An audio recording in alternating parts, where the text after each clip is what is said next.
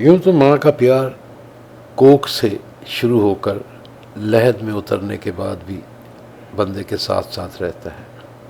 کوئی وقت، کوئی لمحہ ایسا نہیں ہوتا جب ماں کا پیار، ماں کی دعائیں انسان کے ساتھ نہ ہوں۔ بہرحال رسم دنیا ہے، 11 مئی ماں کے عالمی دن کے طور پہ منایا جاتا ہے، تو آئیں اپنی اپنی ماں کو یاد کرتے ہیں۔ کچھ لکھا ہے، عنوان ہے ماں جی۔ بیٹا آپ کھڑے ہو جاؤ، آنٹی کو بیٹھنے دو۔ یہ پہلا حکم تھا جو سن شعور کی ابتدائی یادوں میں آج بھی زندہ ہے، اور ماں جی کے اس حکم نے ذہن پر کچھ ایسی مہر ثبت کی کہ آخر دم تک تابع داری نہ گئی۔ پلٹ کر جواب دینا کیونکہ اس زمانے کا رواج نہ تھا، اس لیے ہر بات پر سر تسلیم خم کیے رکھا، یہاں تک کہ بچوں نے چھیڑ بنا لی، پاپا تو ماما جان سے زیادہ دادی اماں سے ڈرتے ہیں، بات بہ بات بلیک میل بھی کرتے۔ میں چھپ چھپ کر سگریٹ پیتا ہوں، بچے اپنی ضد منوانے کے لیے دھمکی بھی دے ڈالتے۔ اچھا تو پھر بتائیں دادی اماں کو۔ بات اس وقت کی ہے جب لاہور کی تنگ سڑکوں پر ڈبل ڈیکر بس دوڑتی تھی، میں اور ماں جی خواتین کے جالی دار حصے میں سوار تھے، میں کھڑکی کی طرف بیٹھا بھاگتے درختوں کا نظارہ کر رہا تھا، جو ماں جی کی پیار بھری آواز کانوں سے ٹکرائی۔ منہ پھیر کر دیکھا تو ایک خاتون کھڑی میری ہی طرف دیکھ رہی تھی۔ میں اٹھا، پلٹا اور ماں جی کی سیٹ کے برابر جم کر کھڑا ہو گیا۔ خاتون شکریہ کہہ کر بیٹھ گئیں، لیکن ماں جی کی آنکھیں میری سعادت مندی کے باعث چمک اٹھی۔ میں نے زندگی میں جب تک بس یا ویگن میں سفر کیا، ماں جی کی آنکھوں کی چمک نے کسی خاتون یا بزرگ مسافر کی موجودگی میں مجھے سیٹ پر ٹک کر نہیں بیٹھنے دیا۔ لڑکپن، جوانی اور پھر 64 برس کی اس ادھیڑ عمری میں ماں جی کی چمکتی آنکھیں آج بھی میرا طواف کرتی رہتی ہیں۔ شہر لاہور کے سرسبز و شاداب علاقے مسلم ٹاؤن میں پیدا ہونے والی سرور بیگم بس 5ویں جماعت تک ہی پڑھ سکی۔ ایک ساتھ گڈی گڈے کا بیاہ رچانے، سٹاپو کھیلنے اور دیو کامت درختوں پر پینگ جھولنے والی ایک ہم جماعت ڈاکٹر بشرا کہلائیں، تو دوسری سہیلی سرفراز بیگم نے افسانہ نگاری میں خوب نام کمایا۔ اس دور کا مسلم ٹاؤن بر صغیر کے چند بڑے ناموں کا مسکن تھا، جن میں ایک طرف مولانا عبدالمجید سالک، مولانا غلام رسول مہر، استاد علا بخش، تو دوسری طرف صبیحہ خانم، سنتوش، درپن، اکمل، ایس سلیمان، لقمان اور ایسی کئی نامور ہستیاں پڑوس میں رہتی تھیں۔ ہمیں تختی کی مشق کرواتے ماں جی اکثر کہتی، ابا جی نے پڑھنے ہی نہیں دیا، بس یہی کہا، لڑکیوں نے شادی کے بعد چولہا چوکا ہی تو سنبھالنا ہے، قرآن پڑھنے کے قابل ہو گئی ہو بس بہت ہے۔ اپنا شوق پورا کرنے کے لیے ہمیں مشق ستم بنایا گیا۔ ہم بہن بھائیوں کو سلیٹ، تختی، کاپی، پینسل کی کبھی کمی نہیں ہوئی۔ تختی دھونا، اسے کڑکتی دھوپ یا پنکھے کے نیچے رکھ کر سکھانا، اس پر گاچنی جمانا، قلم بنانا اور پڑیوں کی روشنائی تیار کرنا۔ الغرض ہم انگلش میڈیم کے جنٹل مین دیسی بچوں کے مقابلے میں کسی کمپلیکس کا شکار نہیں رہے۔ ماں جی کی انگریزی ہمارے ساتھ ساتھ پروان چڑھتی رہی، ہمارے درجے بڑھتے رہے، ان کی انگریزی میں نکھار پیدا ہوتا گیا۔ ہم سوچتے، ماں جی کو ہمارا سبق کیسے یاد ہوتا ہے؟ ہمیں پتہ ہی نہیں چلا کہ وہ ہمارا سبق ہم ہی سے سن کر ہمیں پڑھا دیتی تھی۔ البتہ حساب میں وہ ہمیشہ 4 قدم آگے رہی۔ ہم 2 2 is 4 پڑھتے، وہ 1 سوایا، ڈیوڑا، پونے 2، 2 سوا 2، 2.5، پونے 3 اور آگے کے تمام پہاڑے فر فر سنا دیتی تھی۔ بہو خدا بخش کی بیٹی سرور بیگم دفعدار علا بخش کی بہو بنی تو سسرال کے آنگن میں اترتے ہی ملکہ کہلائیں، اور پھر زندگی بھر ملکہ بن کر ہی راج کیا۔ ساس، سسر اور 7 نندوں پر مشتمل خاندان کے ہر فرد کی آنکھ کا تارا بن گئی۔ خدمت گزاری کو ایمان کا درجہ دیا تو کیا بچہ کیا جوان، سب نے ہاتھوں ہاتھ دیا۔ ساس وارے وارے جاتی تو نندیں صدقہ نہارتیں۔ اس وقت ساس بھی کبھی بہو تھی کہ سیریل ابھی عام نہیں ہوئی تھی۔ گھروں کی دیواریں پردہ داری کے لیے تعمیر کی جاتی تھیں، بٹوارے کے لیے نہیں۔ زندگی اس ڈھب پر چل نکلی تو پھر رکی نہیں، تا وقتے کہ گاؤں سے شہر لاہور آنے والا دیہاتی جوان اور ملکہ کا ہیرو شہری بابو بن گیا۔ بھلے وقتوں میں میرا جسم میری مرضی کا نعرہ ایجاد نہیں ہوا تھا۔ والدین بیٹی کو بیاہتے تو چپکے سے اس کے کان میں کہہ دیتے، جس گھر تمہاری ڈولی جا رہی ہے اب وہاں سے تمہارا جنازہ ہی نکلے، اور وہ بھی بھیگی آنکھوں کو گواہ بناتی اپنے ماں باپ کی نصیحت پلو سے باندھ لیتی۔ ماں جی بھی اسی قبیل کی تھی، نصیحت کو آخر دم تک نبھائے رکھا۔ زمانے کی دھوپ چھاؤں ان کے روز و شب کے معمولات نہ بدل سکی۔ میکے سے گھر گھرستی کا سبق پڑھ کر آنے والی سرور بیگم کے لیے چودھری صلاح الدین ہی سب کچھ تھے۔ ماں جی نے تو شاید مجازی خدا کا تصور ہی بدل ڈالا۔ خدمت کو کچھ یوں اوڑھنا بچھونا بنایا کہ کوہلو کا بیل بھی شرما جائے۔ شکر دوپہر کڑکتی دھوپ میں صحن کے بیچ 2 چارپائیاں کھڑی کر کے اوپر چادر ڈال دی اور سائبان تیار کر لیا۔ اب نمک، مرچ، ہلدی اور دیگر مسالے پیسنا شروع کر دیے۔ اس وقت مشینیں دستیاب نہیں تھیں، اس لیے ہر خاتون خانہ اسی طور اپنے گھرانے کو توانا رکھتی تھی۔ ماں جی ہفتے میں ایک بار کپڑے دھونے کا اہتمام ضرور کرتی۔ سرکاری ٹونٹی کسی کسی گھر میں ہوتی تھی، لیکن نل کا ہر آنگن کا جز تھا۔ قمیض، شلوار، پتلون، بشٹ تو کسی کھاتے میں نہیں آتی تھی۔ گھر بھر کی چادریں، میز پوش، تکیے، غلاف، لحافوں کے اوچھاڑ اور پھر قالین نما فرشی دریاں۔ محشر کے روز اپنی گٹھڑی اپنے سر اٹھانے کی روایت فقط ایک یوم کے لیے ہے، لیکن ہر اتوار کی چھٹی کے دن ان دھلے کپڑوں کا یہ گٹھڑ نلکے کے ساتھ الگ صبح رکھ دیا جاتا۔ اس زمانے میں گھروں کی عورتیں کچھ دم رکنے کے لیے دھوبی کی چھوا چھو کہنے کی نعمت سے بھی محروم تھیں کہ آواز کا دیوار پر جانا معیوب خیال کیا جاتا تھا۔ کپڑوں کو تہ در تہ پھیلایا اور بڑے دیگچے کا کھولتا ہوا پانی انڈیل دیا۔ ولایتی اور انگریزی صابن تو چہروں کے نکھار کے لیے ہوتا تھا، یہاں تو کاسٹک سوڈے سے بنا دیسی صابن ہوتا جو کپڑے کی میل کے ساتھ ہاتھ کی کھال بھی نکال ڈالتا۔ ماں جی اپنی دھن میں سوار صبح سے شام کر دیتی۔ اس دوران صحن کی ایک دیوار سے دوسری دیوار تک پھیلے تاروں پر اجلے کپڑے کتار اندر کتار جمع ہوتے رہتے۔ ہمارے بچپن میں ناشتہ، لنچ یا پھر ڈنر نہیں ہوتا تھا۔ صبح، دوپہر اور شام کی روٹی کو 3 وقت کا کھانا کہا جاتا۔ ڈبل روٹی، انڈے اور چائے کے چونچلے تو کسی فرد کے بیمار پڑنے پر ہی دیکھنے میں آتے۔ صبح پرات بھر آٹے کے پراٹھے بنتے جو رات کے بچے ہوئے سالن کے ساتھ شوق سے پیٹ بھر کر کھائے جاتے۔ ایک وقت میں ایک ہی سالن بنتا تھا، البتہ چھوٹے بھائی علاؤ الدین کے نخرے پر کبھی آلو کی بھجیا بن جاتی، اسے بینگن اور کدو سے رغبت نہیں۔ عید تہوار یا پھر گرمی کی چھٹیوں میں خوب دھما چوکڑی مچتی۔ اکلوتے بھائی کے ہاں 7 بہنیں آ جاتی تو جانو رات شب برات اور دن عید ہو جاتا۔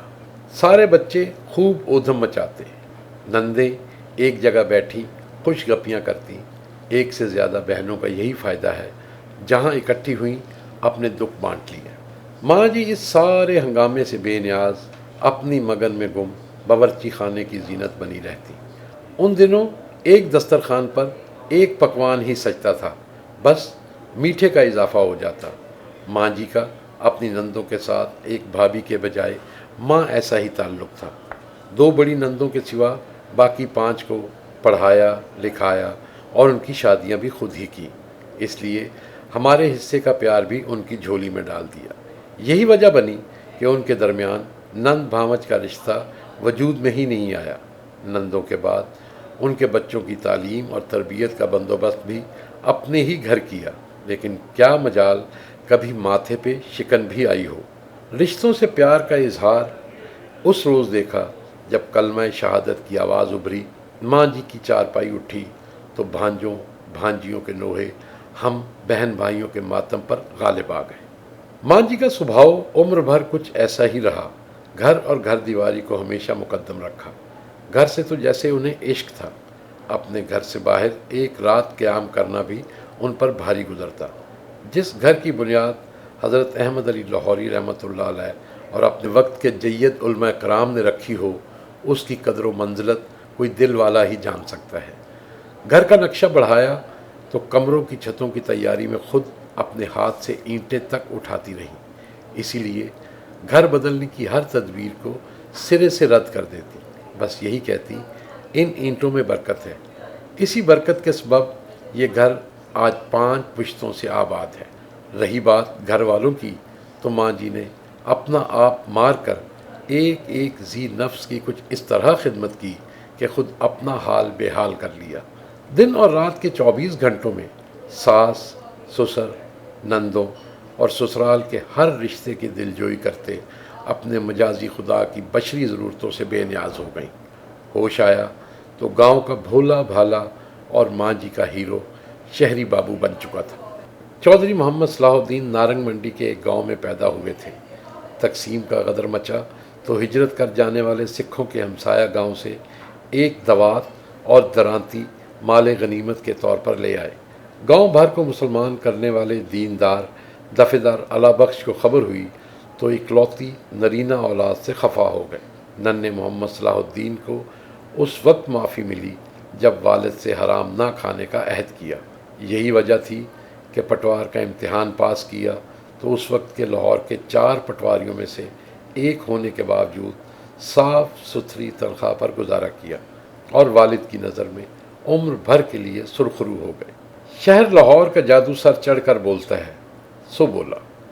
ماں جی نے اپنے ہیرو کے ہر شوق کا ساتھ دیا۔ سیر کو کہا، سیر کو گئیں۔ 50 اور 60 کی دہائی میں پگڈنڈیوں کا سفر کرتے ملکہ کوہسار مری سے ہوتے کاغان ناران تک گھوم آئیں، لیکن دل گھر میں ہی اٹکا رہا۔ سنیما دیکھنے کو کہا تو ساتھ ہو لی، مگر دھیان سسرال والے کیا کہیں گے کی طرف ہی رہا۔ مال روڈ اس دور میں ٹھنڈی سڑک کہلاتی تھی اور لارنس گارڈن حسن و عشق کی آماج گاہ۔ ماں جی اپنے ہیرو کے ساتھ قدم قدم تو چلتی رہیں، لیکن زکند رفتار شہری بابو شاید ہواؤں میں اڑنا چاہتا تھا اور ماں جی کے پاؤں گھر کی دہلیز سے چپکے کھڑے تھے۔ یہی وجہ بنی کہ ماں جی گھر میں رہیں اور باہر کی دنیا گھومنے کے لیے 20 سوکن آ گئیں۔ ماں جی کے دل نے شور تو خوب مچایا، لیکن جسے خدا سمجھا اس کے خلاف حرف بد دعا زبان پر نہ آیا۔ زمانے کا سچ تو یہ ہے کہ آدمی کو باورچن نہیں، ہیروئن چاہیے ہوتی ہے۔ میکے والوں کو خبر ہوئی تو بیٹی کو لینے آ گئے۔ والد نے کہا، آؤ تمہارے اور تمہارے بچوں کے لیے بہت کچھ ہے۔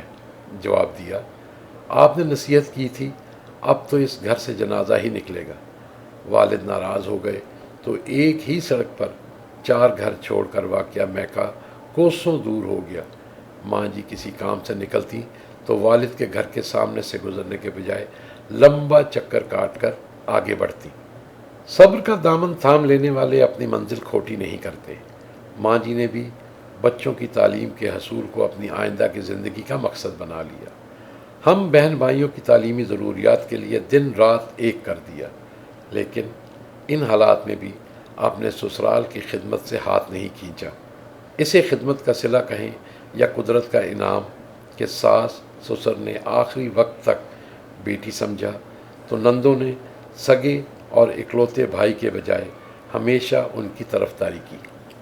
اولاد میں بیٹے بیٹی کی تخصیص نہیں ہوتی، دونوں کا احساس یکساں ہوتا ہے، اس لیے اولاد کی خدمت تو لی نہیں جاتی، لیکن ماں جی نے جس انداز میں بہو سے ساس تک کا سفر طے کیا، قدرت نے انعام میں انہیں بہویں بھی ایسی ہی دی۔ شکوہ شکایت دنیا کی زندگی کا حسن ہے، مگر خدمت عبادت سمجھ کر کی جائے تو مشیت ایزدی ہر تدبیر کو تقدیر بنا دیتی ہے۔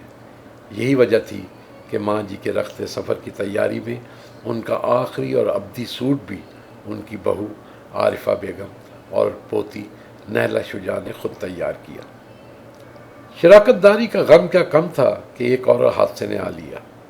بڑے بھائی جان محمد ضیاء الدین پائلٹ سکول وحدت کالونی میں 7ویں جماعت کے ہونہار طالب علم تھے، اسکاؤٹ تھے، گھر میں بڑا ہونے کے باعث سب کے لاڈلے تھے۔ ہم سب فیصل آباد شادی میں گئے تھے، وہ گھر رہے۔ صبح سویرے ایک حادثہ جاکنا کی خبر ملی، واپس پہنچے تو کوہرام مچا ہوا تھا۔ چودھری محمد صلاح الدین کی پیلی کوٹھی پر موت بال کھولے ناچ رہی تھی۔ آہو بکا کے شور میں پتہ چلا کہ بھائی جان ایک خوفناک ٹریفک حادثے میں جان کی بازی ہار گئے ہیں۔ جوان بیٹے کی ناگہانی موت نے ماں جی کے سارے خواب چکنا چور کر دیے۔ موت کے خوف نے ایسا رنگ جمایا کہ پھر رہتی عمر تک ماں جی کے دل سے یہ کھٹکا نہ گیا۔ ہم دونوں بھائی ڈی پی ایس مال ٹاؤن میں داخل ہوئے تو ماں جی برقع پہنے ایم ٹی بی ایس کی لال بس پر سوار ہو کر ہمارے ساتھ سکول جاتی، مین گیٹ پر پہنچ کر سر پر ہاتھ پھیرتی اور واپسی بس پر مسلم ٹاؤن گھر چلی جاتی۔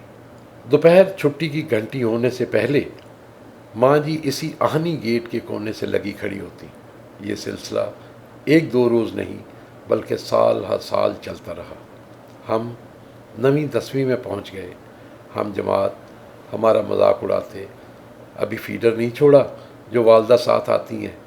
ہم نے احتجاج کیا تو ماں جی اپنے معمول میں تھوڑی سی تبدیلی لے آئی۔ اب وہ اسکول کے مین گیٹ کے بجائے ایچ بلاک بس اسٹاپ کی برجی کے نیچے کھڑی ہو جاتی۔ 1970 کی پوری دہائی اسی طرح گزری۔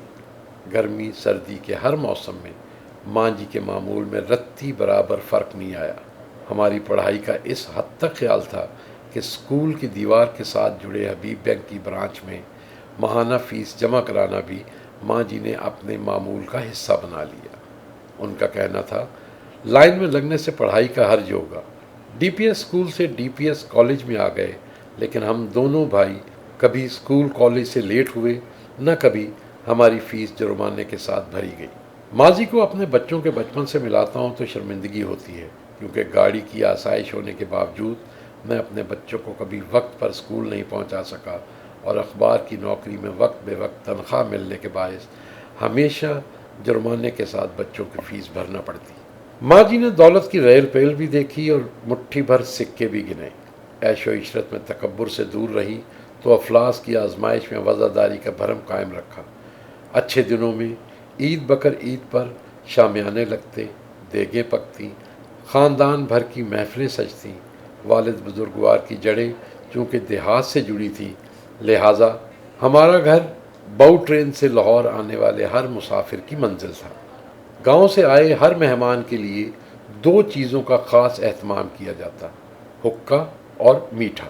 والد صاحب گاؤں کی جمپل ہونے کے باوجود سگریٹ، پان، بیڑی اور حقے جیسی نعمت اور خالص نسلی گالی دینے کی صلاحیت سے عمر بھر محروم رہے، لیکن میں نے ان سب چیزوں سے خوب استفادہ کیا۔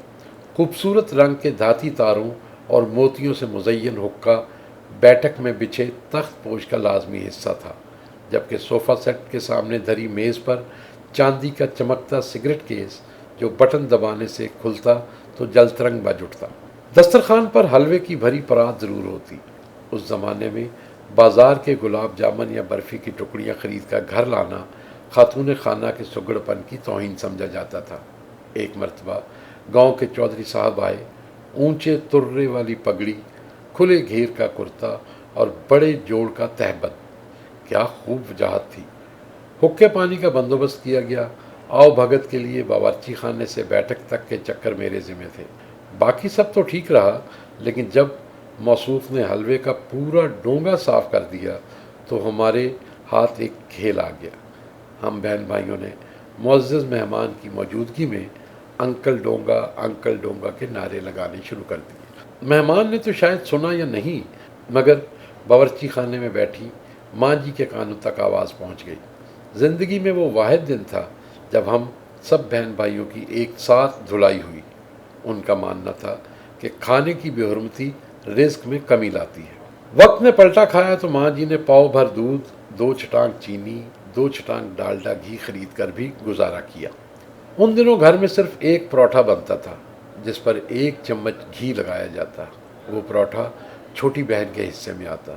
دودھ کم ہونے کی وجہ سے ہم بڑے بہن بھائی دودھ کی جگہ انگریزی لفظ وائٹ استعمال کرتے تاکہ چھوٹی دودھ پینے پر اصرار نہ کرے۔ ان حالات میں بھی ماں جی نے کمال صبر کا مظاہرہ کیا اور کسی کے آگے ہاتھ نہیں پھیلایا۔ خزاں نے کروٹ لی تو دیکھا ایک بار پھر بہار دستک دے رہی تھی۔ ماں جی کی وفا شعاری کا سبب تھا کہ ان کا ہیرو روشنیوں کے دیش سے واپس لوٹ آیا۔ وفا کی جوت جگی رہے تو شادی کا بندھن کیلنڈر کی تاریخوں کا محتاج نہیں رہتا۔ 90 یا 91 کی بات ہے۔ والد صاحب محترم دل کے عارضے میں PIC میں داخل ہوئے۔ ماں جی نے داتا صاحب حاضری کی منت مانی، ڈاکٹر شہریار نے تسلی دی تو گاڑی کا انتظار کیے بغیر حاضری بھرنے نکل پڑی۔ بالوں میں بھرپور چاندی آ جانے کے باوجود ماں جی 3 پردوں والا برقع پہنتی تھی۔ موٹر سائیکل پر بیٹھے برقع پہیے کی چین میں پھنس گیا، موٹر سائیکل نے کلا بازی کھائی، ماں جی گر گئیں اور ان کی ٹانگ ٹوٹ گئی۔ ہیرو پی آئی سی میں تو خود یو سی ایچ بستر پر رہی، لیکن چند دن بعد ہی ویل چیئر پر پی آئی سی جانا شروع کر دیا۔ یہ سلسلہ اس وقت تک چلتا رہا جب تک والد صاحب بھلے چنگے ہو کر گھر واپس نہیں آ گئے۔ پھر آخر تک ساتھ اس طرح نبھا کہ دونوں ہمیشہ ہمیشہ کے لیے پہلو با پہلو جا سوئے۔ بچپن کی ایک رات ماں جی کے پیٹ میں اچانک درد اٹھا۔ ایسے میں وہ صرف کوکا کولا پیتی تھی۔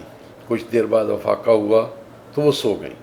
میں دبے پاؤں ان کی پائنتی کھڑا ہو گیا۔ نہ جانے کیوں آنکھیں بھر آئیں، آنسوؤں کی جھڑی لگی تو ہچکی بند گئی۔ ماں جی اٹھی، مجھے سینے سے لگایا اور کہا، بہادر بچے روتے نہیں۔ وہ رات مجھے بھول گئی تھی۔ ماں جی کو یاد تھی۔ بچڑنے سے کچھ دن پہلے ماں جی کے پاس بیٹھا تو بچپن کی باتیں چھڑ گئیں۔ اس رات کا ذکر آیا تو ماں جی نے کہا، اب تو بڑا ہو گیا ہے، چھوٹا تھا تو اچھا تھا۔ میں نے خفگی مٹاتے ہوئے کہا، آپ بھی تو بستر پر لیٹی ہیں، سینے سے نہیں لگاتی۔ ماں جی خود کو سمیٹتے ہوئے اٹھ کھڑی ہوئی اور پھر پتہ نہیں کتنی ہی دیر ہم ایک دوسرے کے ساتھ چپکے رہے۔